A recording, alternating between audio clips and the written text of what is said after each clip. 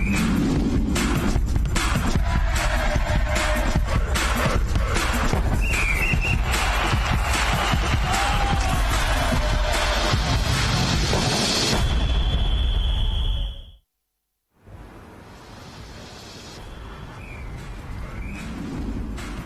वालेकुम and welcome to kick off. आज सबसे शुरू के अंदर क्रोएशिया ने आज जापान को पेनल्टीज पे हरा के क्वार्टर फाइनल्स में अपनी जगह बुक कर ली है। डिस्कशन शुरू करने से पहले एक नज़र हेडलाइंस पर। पिछली दफ़ा के फाइनल के बाद क्रोएशिया ने अपनी जगह फिर से क्वार्टर फाइनल में बना ली है और बहुत ही ज़बरदस्त स्टेज सेट हो चुका है। आइए अपने एक्सपर्ट्स के पास चलते हैं, ख्वाजा उबैद और शेख हमदान।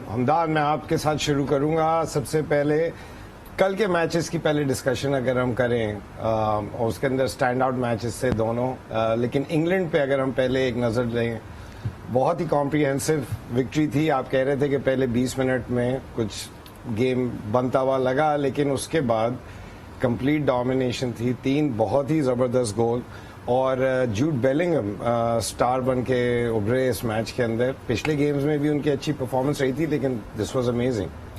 हाँ, पहले 30 मिनट के अंदर सेनेगल के पास एक्चुअली बेस्ट चांस था उस गेम का, और अगर उस वक्त वो गोल हो जाता जो उनको चांस मिला था तो क्या पता गेम कम्प्लीटली डिफरेंट हो जाता।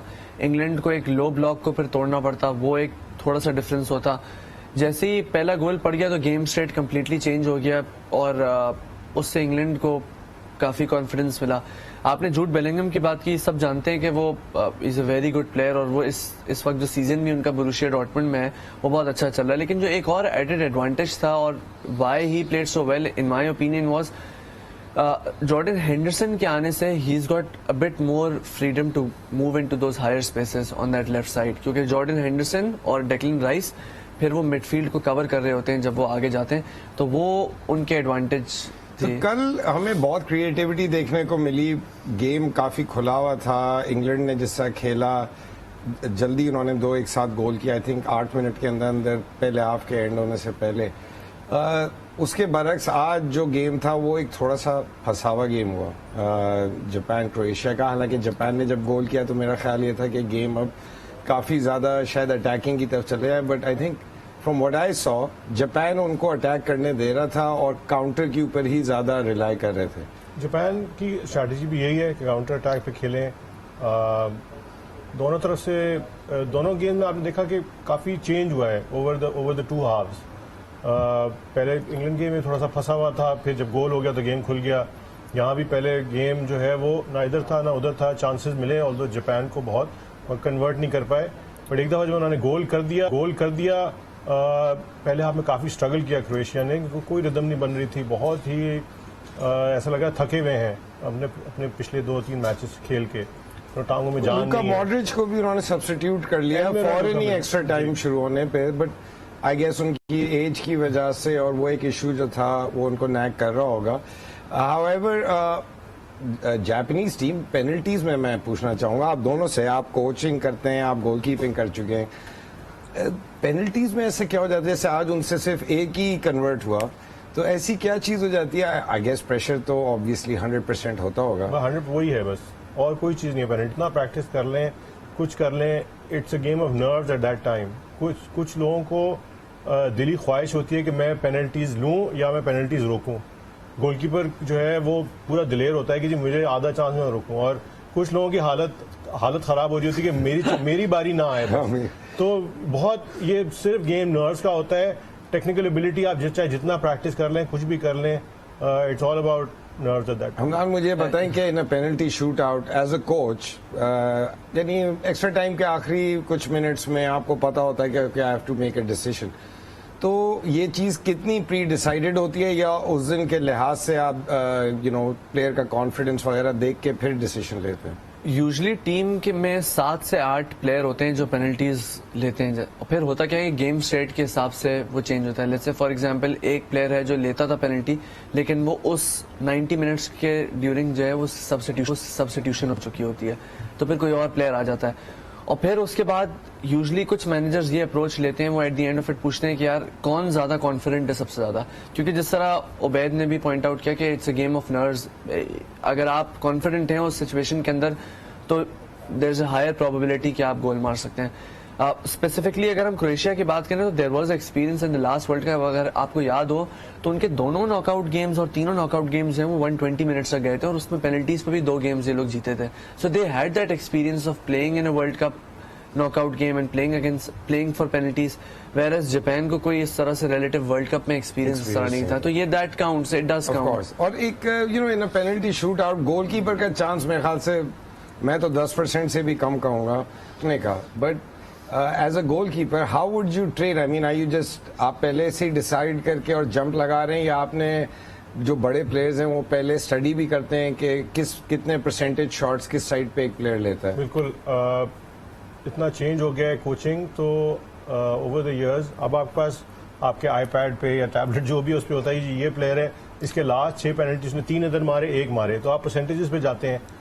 दूसरा मैच की आप 10% कह रहे हो, प्रेशर इतना ज्यादा होता है बिकॉज नॉर्मल गेम में अगर आपको पेनल्टी मिलता है तो ठीक है, आपने पेनल्टी अगर मिस भी कर दिया तो आपका फिर भी जितने भी मिनट का गेम एक बाकी है।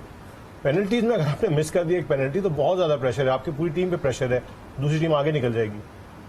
तो उस वक्त मुझे हमेशा जब मैंने भी गोलकीपिंग की तो मुझे लगता था कि परसेंटेज चांस ज्यादा है कि प्रेशर बहुत ज्यादा है जो किकर है, और गोलकीपर ने बस राइट तरफ देखना है, उसकी बॉडी लैंग्वेज क्या है, किस तरफ वो शेप उसका क्या है।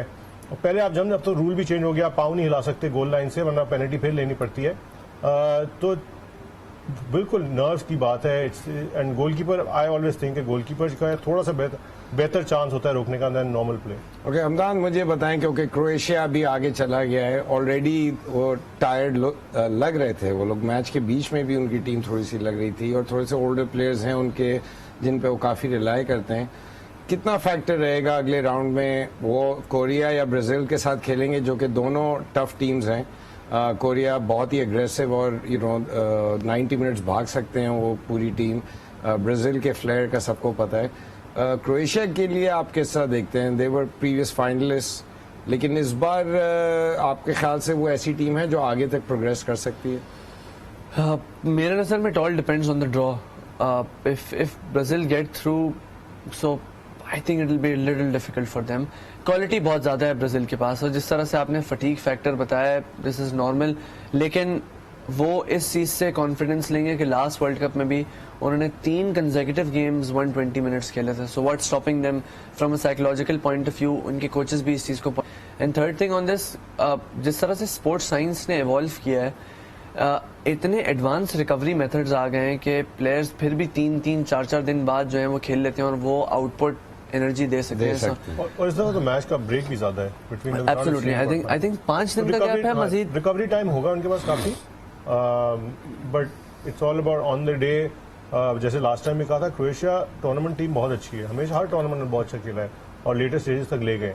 ब्राजील की टीम अगर इस दफा फ्लेयर भी उनमें है, स्टील भी है, प्लेयर्स भी बहुत अच्छे हैं, रनिंग भी है उनमें टैकलिंग भी है, सब चीजें उनकी है। It's just the last matches में उन्होंने स्ट्रगल किया। नेमार भी वापस आ जाएंगे, so it's stacked in Brazil's favour. So Croatia को काफी मेहनत करनी पड़ेगी। जो उन्होंने आज दिखाया है उसमें अटैकिंग थ्रेट थोड़ा कम था। गोल उन्होंने जरूर हेडर पे किया, बट अटैकिंग थ्रेट कम था। बट जिस तरह से वर्ल्ड कप चल रहा है, हम इस तरह से बात करें कि Brazil are for sure gonna go through. मैं तो I am not giving anyone the prediction कि यार ब्राजील जीतेगी। चलिए, अगर अभी हम ब्राजील और इसकी डिस्कशन हो ही रही है तो उस पे आने वाले गेम की भी बात कर लेते हैं। ब्राजील का साउथ कोरिया के साथ वैसे पेपर के ऊपर तो कोई मैचअप नहीं लगता, लेकिन साउथ कोरिया पहले भी अपसेट्स कर चुका है। जो जापान और कोरिया में वर्ल्ड कप हुआ था उसके अंदर काफी आगे तक ये टीम्स प्रोग्रेस करके गई थी। यहाँ पे क्या चांसेस लग रहे हैं? इनके 1-2 काफी बड़े नाम के प्लेयर्स भी हैं, टॉटनहम हॉटस्पर के स्ट्राइकर हैं, एंड उन्होंने पिछले गेम्स में भी अच्छी कारकर्दगी दी है। तो इस बार आपके ख्याल से कैसा? ठीक है, कम चांसेस होंगे, लेकिन उनका क्या गेम प्लान होना चाहिए? From a slight tactical point of view, मेरी नज़र में ब्राजील की जो वीकेस्ट लिंक है वो उनके दोनों फुल बैक्स हैं। अगर आप पूरे पिच के अक्रॉस देखें और बोलें कि सबसे वीकेस्ट लिंक मेरी नज़र में उनके फुल बैक्स हैं। और similarly South Korea has a striker, I think is a very tall striker, I forgot his name और मुझे प्रोनाउंस भी नहीं सही करना आता। Him against Marquinhos who is not the tallest player, could be something जहाँ पे जहाँ वो वो exploit जहाँ कर वो सकें। कोशिश करेंगे एक्सप्लॉइट करने की, specially on the break and even on set pieces, वो उस चीज को टारगेट करने की पॉसिबल कोशिश करेंगे और ब्रेक के ऊपर क्योंकि नेचुरली ब्राजील बॉल के साथ खेलना चाहेगा और साउथ कोरिया उतनी क्वालिटी नहीं है कि वो इन पोजेशन इनिशिएटिव यहाँ पे हम एक छोटी सी ब्रेक लेंगे, मिलते हैं कुछ लम्हे के बाद।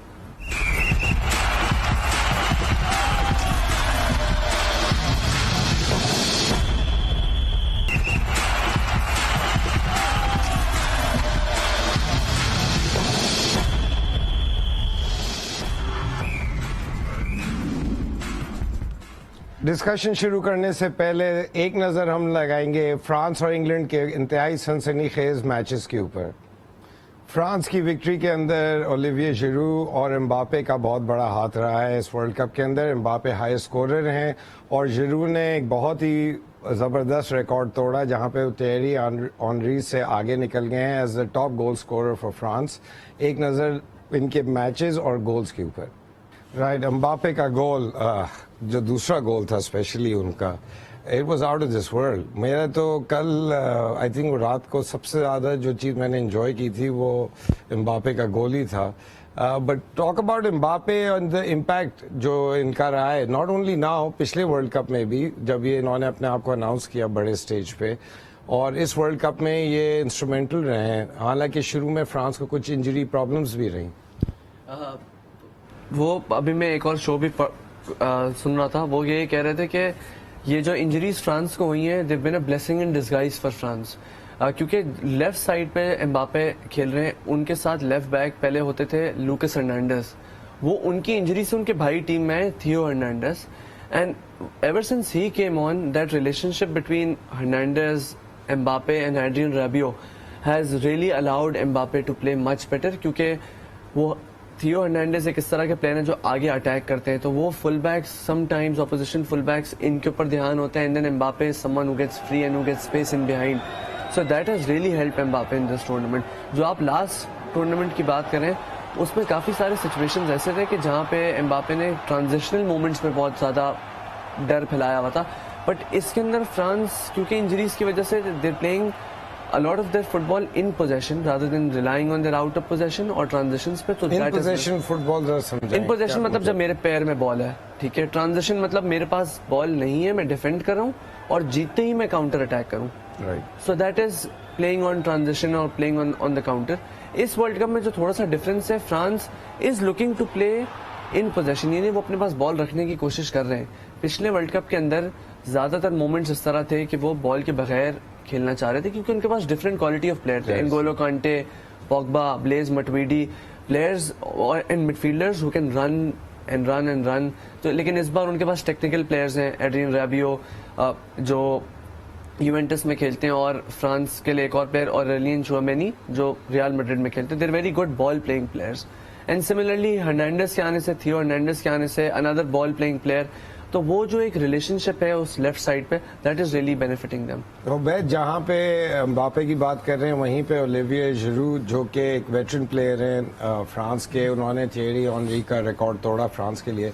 ऑनेस्टली स्पीकिंग मुझे कोई आइडिया नहीं था कि जिरू के इतने ज़्यादा गोल्स हैं, बट इस वर्ल्ड कप में भी क्रूशल गोल्स रहे हैं इनके। एक बड़े एक्रोबैटिक अटेम्प्ट भी थी जो in the tournament, early in the tournament, and it's काफ़ी अमेजिंग है देखने का कि उन्होंने किस तरह स्टेप अप किया है इस ओकेजन के ऊपर। सो जिरू जो है वो इस जो ये फॉरवर्ड लाइन है फ्रांस की, वो थोड़ा सा बैलेंस देते हैं।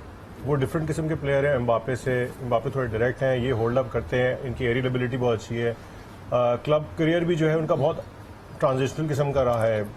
आर्सेनल से में भी खेले हैं, चेल्सी में भी खेले हैं, अभी एसी मिलान में खेले। कभी किसी ने इनको बड़ा प्लेयर नहीं माना, मगर हमेशा इनकी क्रिटिकल कंट्रीब्यूशन रही है हमेशा फुटबॉल अपने मैचेस में, बड़े मैचेस में। एंड एक इंटरनेशनल जो फुटबॉल होती है उसमें यू नीड गट्सी प्लेयर जो ग्रिटी फुटबॉल खेल सके, उस किस्म के प्लेयर हैं वो। यू थिंक जिरू जो है वो वापस ऑन द मूव हो सकते हैं फॉर बिग मनी? नहीं, आई डोंट थिंक सो। उनकी एज ये नहीं है कि अब वो ऐसी जगह पे जाए, बट जहां वो हैं एसी मिलान में, he contributed to them winning the title last year, तो आई थिंक वहीं रहेंगे और करियर अपना अच्छा खत्म करेंगे। शायद उनको कोई अच्छा कॉन्ट्रैक्ट यूएसए में या MLS के अंदर या मिडिल ईस्ट से मिल जाए, बट ये है कि ही इज ऑलवेज बीन, मतलब कंट्रीब्यूट करते हैं to a team playing well. He is a late bloomer Olivier Giroud. उसने 18 साल की उम्र तक तो एकेडमी फुटबॉल नहीं खेली थी, आपको पता है? जैसे ट्रेडिशनली होता है ना कि ये अंडर 8 से शुरू करते हैं, 18 साल तक उन्होंने किसी प्रोफेशनल एकेडमी में नहीं खेला है। So he started off in league 4, बहुत लेट डेवलपमेंट, लीग 4 में खेला, यानी फ्रेंच लीग 4 के अंदर। वहां से he came up all the way Montpellier में लीग 1 में, फिर वहां से आर्सेनल। और इवन जब वो आर्सेनल में थे उनकी उतनी वैल्यू नहीं थी, काफी सारे कुछ मेरे जानने वाले भी जो कहते थे यार इसको निकालो टीम से, but as soon as he went to Chelsea, वहां पे उनकी थोड़ी बहुत वैल्यू आना शुरू हुई कि यार you know what, he is making other players a lot better, और फिर he is been on the up. Right. और जहां यहाँ पे फ्रांस के स्टार एम्बापे रहे, कल इंग्लैंड के एक नए स्टार प्लेयर उभर के सामने आए। वो ऑलरेडी एक स्टार प्लेयर हैं, क्लब फुटबॉल में बहुत उनका नाम है आजकल, बिग नेम ट्रांसफर है अगली आने वाली समर का, जूड बेलिंगहम, जिसका हर हफ्ते अगर आप निकालें तो कोई ना कोई टीम उनमें इंटरेस्ट दिखा रही होती है। कल की परफॉर्मेंस के बाद तो ये 100-125 मिलियन यूरो के प्लेयर बनने वाले हैं। जी, उससे ज़्यादा शायद विल टेक हिम टू वहाँ से बोरुसिया से ट्रांसफर करने के लिए। एक बहुत अच्छी परफॉर्मेंस थी, बॉक्स टू बॉक्स भागे हैं, टैकल्स भी किए हैं, आगे भी जो पहला गोल था असिस्ट भी उस पर प्रोवाइड किया है। हमदान ने जो कहा, जॉर्डन हेंडरसन के खेलने में से उनको फ्रीडम ज़्यादा मिली, और साथ में डेक्लन राइस भी थे, तो ही कुड गो अराउंड जहाँ। और स्पेशल बात यह कि 19 साल के हैं सिर्फ, yes. और जो उनके बारे में कहा जाए लीडरशिप एबिलिटीज जो उन्होंने दिखाई हैं, बोरुसिया डॉर्टमुंड के लिए कैप्टनसी भी कर चुके हैं at that age, so it's very special talent, और we can only expect greater things from. England का अगर देखा जाए तो उनकी जो फॉरवर्ड लाइन है पूरी, it's really impressive. In year आप ऑन पेपर देखें तो हैरी केन, मार्कस रैशफोर्ड, फिर आपके पास बेलिंगम जैसे प्लेयर्स हैं, मिडफील्ड बहुत स्ट्रांग है।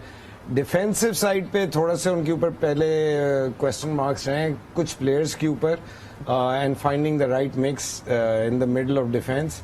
बट आई थिंक यहाँ पे ये हो रहा है कि उनकी जो फॉरवर्ड लाइन है वो कॉम्पनसेट कर रही है अगर कोई डिफिशिएंसी है पीछे की तरफ। बिल्कुल, काफी एफिशिएंट फॉरवर्ड लाइन है, यानी अगर आप उनके चांसेस क्रिएटेड देखें वर्सेस चांसेस कन्वर्टेड देखें तो वो इंग्लैंड के काफी स्ट्रांग है। और गैरेथ साउथगेट हमेशा से इस बात को ओपनली तस्लीम करते हैं कि we want to be a functional team.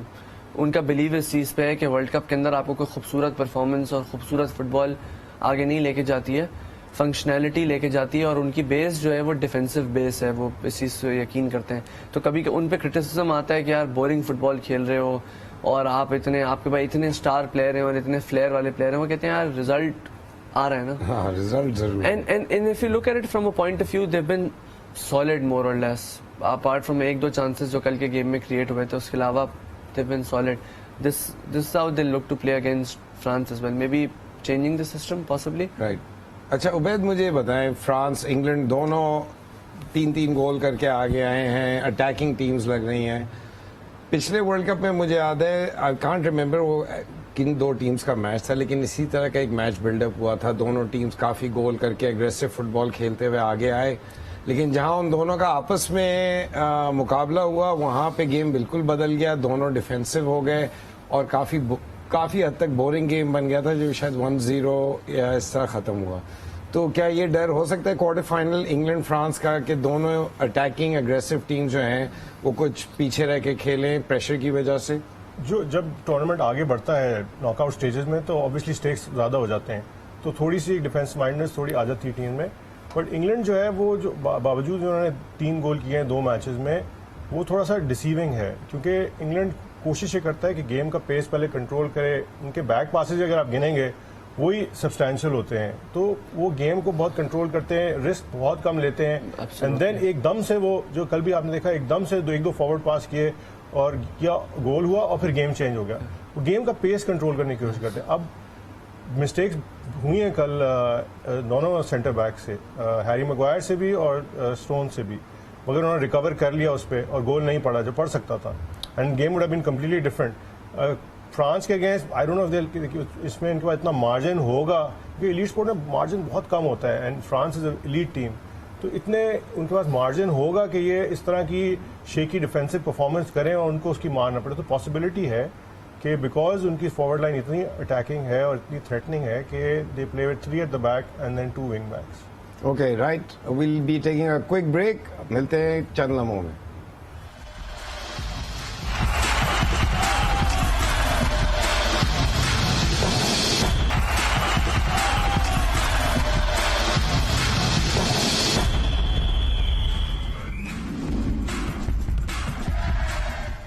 Argentina ने पहले ही अपनी जगह क्वार्टर फाइनल्स में बना ली थी। आइए एक नज़र अर्जेंटीना की क्वालिफाइंग पे।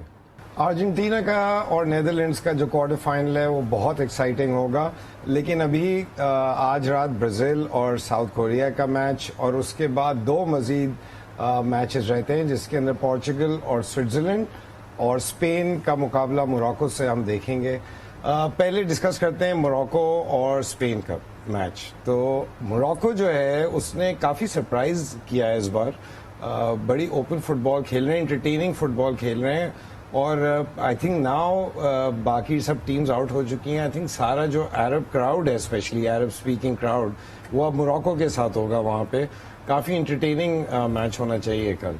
जो लास्ट मोरक्को का मैच था वो तो तकरीबन होम गेम की तरह था, जितने लोग थे स्टेडियम में जो उनको सपोर्ट कर रहे थे और उन्होंने बहुत अच्छी परफॉर्मेंस की जीतने के लिए, इस ग्रुप से निकलने के लिए। स्पेन जो है वो थोड़ा सा अपने जो फॉरेन सी हाइट पे पहुंच गया था 7-0 विन के बाद, वो नीचे ही आता रहा। उसके बाद जर्मनी से ड्रॉ किया, उसके बाद अगला मैच हार गए जापान से।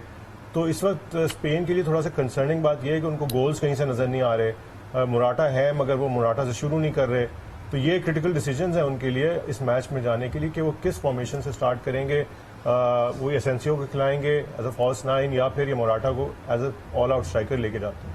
और यहाँ पे एक जो बहुत ही पोटेंशियली ज़बरदस्त मैच है आगे जाके, मोरक्को या स्पेन में से जो भी आगे जाता है वो पोर्चुगल और स्विट्ज़रलैंड के विनर से खेलेगा।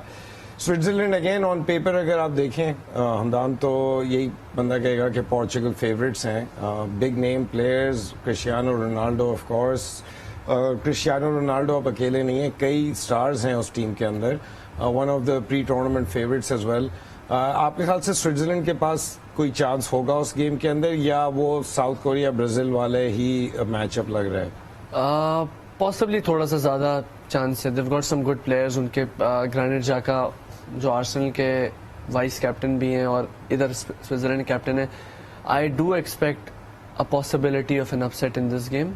इस गेम के अंदर देयर इज़ अ पॉसिबिलिटी हो सकता है। अभी रिसेंटली एक न्यूज़ आई थी जो पोर्चुगीज़ कैंप से कि वो रोनाल्डो लास्ट गेम में इस तरह से जो है ना वो ड्रेसिंग रूम में चले गए थे बगैर किसी से मिले, तो उनके कोच उनसे खुश नहीं थे।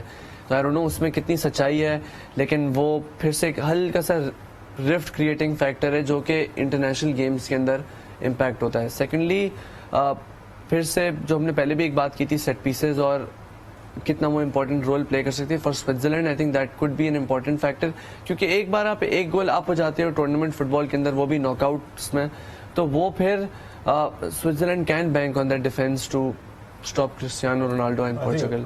ग्रेनिट जाका जो क्रिटिकल प्लेयर होंगे स्विट्जरलैंड के लिए, बिकॉज वो जिस तरह बैठ के बैक फोर को प्रोटेक्ट करते हैं और उनका इस सीजन जो है क्लब के लिए भी बड़ा आउटस्टैंडिंग रहा है। तो I think he is a player to watch out for this match. या और वो अपने क्लब के लिए तो वैसे इस सीजन थोड़ा सा एडवांस रोल प्ले कर रहे हैं, एज अ नंबर 8 खेल रहे हैं, यानी बॉक्स टू बॉक्स मिडफील्डर। लेकिन जब वो स्विट्जरलैंड के लिए खेलते हैं तो होल्डिंग मिडफील्डर खेल रहे हैं और उनके पास वो एक्सपीरियंस है कि किस तरह से इन गेम्स को खेलना है, किस तरह पीछे से I think I do think there is a possibility that Switzerland might upset Portugal in this game. मेरी तो होप ये है कि मोरक्को वर्सेस पोर्चुगल देखने को मिले तो शायद वो काफ़ी इंटरटेनिंग गेम होगा। बट आई थिंक जो प्रोस्पेक्टिव लाइनअप बन रही है क्वार्टर फाइनल्स के लिए वो इस वर्ल्ड कप के लिए बहुत अच्छी रहेगी। ओवरऑल ग्रुप स्टेजेस ख़त्म हो गए, प्री क्वार्टर्स अब ख़त्म होने वाले हैं। Ubaid, how do you see the next week progressing? आपके ख्याल से टीम्स और थोड़ा सा कॉशियस हो जाएंगी या फिर ये भी हो सकता है कि कोई एक टीम अपना जो गेम खेल रही है वो कंटिन्यू करे और उस एग्रेसिव गेम के साथ मेजर इम्पैक्ट ला सके टूर्नामेंट? आई थिंक वो नेचुरल है कि जब आप स्टेक से बढ़ते रहते हैं, आप ग्रुप से राउंड 16 क्वार्टर, जितना आप आगे प्रोग्रेस करेंगे स्टेक बढ़ता रहेगा, एक नेचुरल कॉशियसनेस आ जाती है। You don't want to go all out attack और बाद पीछे गोल हो जाए counter and you regret for the rest of your career कि जी हमने उस वक्त इतना ऑल अटैक क्यों थोड़ा सा मेजर्ड गेम खेलते। सो एक प्रैग्मेटिज्म आई थिंक जरूर आएगी सारी टीमों में, बट इतने अच्छे प्लेयर्स हैं on display, we seen some नया टैलेंट हमें देखने को मिला है। तो मैं एक्सपेक्ट करूँगा बहुत अच्छे मैचेस होंगे इन द नेक्स्ट राउंड, ये जो क्वार्टर फाइनल का है।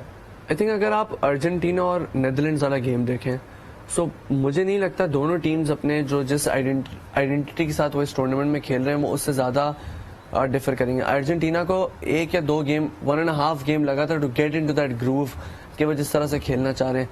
तो I don't see them reverting back to how वो एक कॉशियस अप्रोच और इस तरह से। सिमिलरली अगर आप नेदरलैंड्स की बात करें, a lot of their success has been built on their man marking out of possession, जब बॉल नहीं है उनके पास और वो किस तरह से डिफेंडिंग में मैन मार्किंग यूज करते हैं। मैन मार्किंग से मुराद के player defender versus the opposition player चिपक के खेलना में, वो एक इंटरेस्टिंग एलिमेंट होगा। लास्ट गेम के अंदर नेदरलैंड्स और यूएसए का जो गेम था उसमें वैन डाइक जो उनके सेंटर बैक हैं वो ऑल द वे मिडफील्ड के अंदर आके उनके प्लेयर को मैन मार्क कर रहे थे, जो कि बहुत अनयूजुअल है। But man to man marking के अंदर मेसी को कंट्रोल करना थोड़ा सा मसला बन जाएगा, तो वो उनको डबल टीम करेंगे। अगर वो डबल टीम करें तो एक प्लेयर फिर फ्री हो जाता है। मैन देखें अभी इस वर्ल्ड कप में जो नजर आया ना कि मेसी ने जो है वो जनरली आपने देखा होगा कि वो चलते हुए आपको नजर आते हैं मैच में, अपने मोमेंट चूज कर रहे हैं, वो ही सर्चेस फॉर राइट मोमेंट कि कब उन्होंने अपना पेस दिखानी है, कब एक्सेलरेशन दिखानी है, कब स्किल दिखानी है। ऑब्वियसली उनके एज का फैक्टर भी बहुत जबरदस्त ग्रेट प्लेयर हैं, लेजेंड ऑफ द गेम है, मगर अब आके स्टेज पे आ गए कि उनसे वो एक्सपेक्ट करना कि वो 6 लोगों के थ्रू डिबल करके शायद एक दफा ले जाएं। पिछले मैच में एक हुआ था शायद उनसे, मगर लाइकली ये है कि वो एक जैसे पिछले मैच में गोल किया, एक टर्न किया and pass it through into the goal, वो मैजिक मोमेंट उनसे expect to be at the right place at the right time, वो अब नहीं हो सकता उनसे जो पहले हो सकता था। डबल टीम मेरे ख्याल में उनको जरूरत भी नहीं है करने की अब। जिस तरह टीम्स जो है अपने आप को पोजीशन करती हैं बैंक्स में और जो डिफेंस और मिडफील्ड के गैप्स भी कम होते हैं, तो जरूरत नहीं है और उनकी पेस भी अब इतनी नहीं रही, मगर हाँ ये in the box still very lethal. Okay Hamdan, मुझे बताएं 4 क्वार्टर फाइनल्स आ रहे हैं आने वाले हफ्ते के अंदर, सबसे एंटरटेनिंग गेम आपके ख्याल से कौन सा होना चाहिए? ऑन पेपर तो it's England France, you got Kylian Mbappe versus potentially England France में मुझे डर है कि वो गेम बिल्कुल इसका ऑपोजिट हो जाएगा। मुझे पता नहीं, ये काफी क्वाइट श्योर कि वो लोग बहुत देखिए दोनों तरफ से तो इंग्लैंड से यू कैन एक्सपेक्ट कि थोड़ा सा कॉशियस खेलें, वो तो उनके कोच ने भी कहा है कि हम खेलते हैं, बट फ्रॉम फ्रांस साइड जिस तरह की उन्होंने फुटबॉल खेली है, जिस तरह उन्होंने अटैकिंग है, आप किलियन एम्बापे के साथ अगर उस तरह का गेम खेलेंगे तो वो भी एक्सेप्ट नहीं करेगा, आपको जीतने के चांस खुद आप कम कर रहे हैं। तो they have to go with a slightly more aggressive, pragmatism जरूरी सही है, अगर you have to go with slightly more aggressive attitude. Potentially the game of winners against Portugal, Spain, if that becomes a game, that would be a very interesting game. I'm really hoping it's more yeah, from a I think African. no, I think it's not only supporting the African team. It's more कि I really want कि one of the smaller teams actually goes आगे। Pre quarters बहुत अच्छी बात है, quarter final भी पहुंच जाए बहुत अच्छी बात है, बट थोड़ी सी प्रोग्रेशन दिखाना जरूरी है beyond the group stages, and कि ताकि इन छोटी टीमों को अगले आने वाले टूर्नामेंट्स में टीम और सीरियसली लेंगी और इनके अंदर इम्प्रूवमेंट ही आएगी। बिल्कुल एब्सोल्युटली। मोरक्को ने काफी इन्वेस्ट भी किया अपने फुटबॉल के अंदर, उन्होंने अपने एक नेशनल फुटबॉलिंग सेंटर बनाया इन द लास्ट 3-4 years, और वो उनके आगे आने वाली जनरेशन के लिए एक बेस भी होगा for players to have that very elite high performance environment. तो आई थिंक जिस तरह आप पॉइंट आउट करें, this could be like a turning point for Morocco's football internationally. आप कुछ कह रहे थे फिर? नहीं, अब जापान को भी पहुंचना चाहिए था अगले राउंड में, I think they were unlucky कि पेनल्टीज पे हार गए, पेनल्टीज बहुत बुरे लिए उन्होंने, but I think you very right कि एक इस तरह की टीम जो आए, जो अंडरडॉग, टूर्नामेंट का बस मजा डिफरेंट हो जाता है, जो टीम डिजर्व करती है वही आगे जाती है, कोई अनडिजर्विंग टीम नहीं जाती। मोरक्को ने बहुत अच्छा खेला है, उनको अगर मौका मिला I think they perform really well आगे ग्राउंड में। Right, fingers cross for Morocco. At least मेरी ये होप है कि मोरक्को इस टूर्नामेंट में काफी आगे, मजीद आगे जाए। हम इंशाल्लाह आपसे फिर मुलाकात करेंगे अगले सैटरडे रात 11 बजे। Tune in to kick of.